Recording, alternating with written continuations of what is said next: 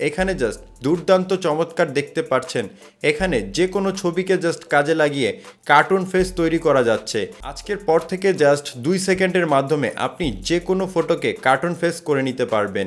বন্ধুরা, আপনিও যদি চান আপনি আপনার ফটোকে জাস্ট মোবাইলের মাধ্যমে মাত্র 2 সেকেন্ডের মাধ্যমে আপনি আপনার ফটোকে কার্টুন ফেস করবেন বা ছবিকে কার্টুন হিসাবে তৈরি করবেন, তাহলে আজকের এই ভিডিওটি আপনার জন্যই। বন্ধুরা, ভিডিওটি ভালো লাগলে অবশ্যই এখানে লাইক অপশন দেখতে পারবেন। এখানে জাস্ট আপনারা ভিডিওটিকে লাইক করে দিবেন। করে দেওয়ার পর নিচে দেখতে পারবেন কমেন্ট।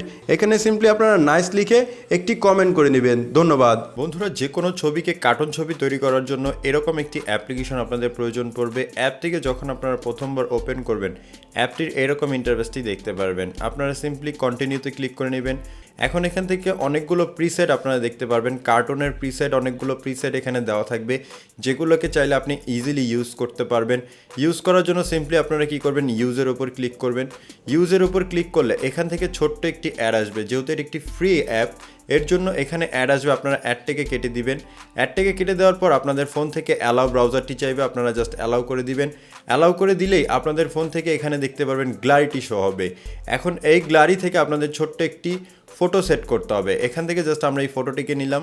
ফটোটিকে নেওয়ার পর জাস্ট এখান থেকে দেখতে পারবেন ফটোটির ক্রপ অপশন চলে আসবে। আপনাদের কি করতে হবে, ফটোটিকে আপনাদের অ্যাডজাস্ট মতন ক্রপ করতে হবে। ক্রপ করার পর এখান থেকে জাস্ট ক্রিয়েট কার্টুনের ওপর ক্লিক করবেন।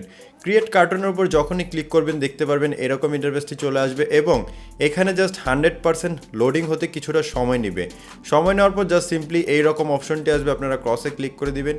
ক্রসে ক্লিক করে দেওয়ার সাথে সাথে কিন্তু এখান থেকে দেখতে পারবেন আপনাদের যে ছবিটি আছে সেই ছবিটি কিন্তু এখানে কার্টুন ফেস হয়ে যাবে এবং এখান থেকে কিন্তু চমৎকারভাবে আপনি আপনার ছবিটিকে এখন কার্টুন হিসাবে দেখতে পারবেন।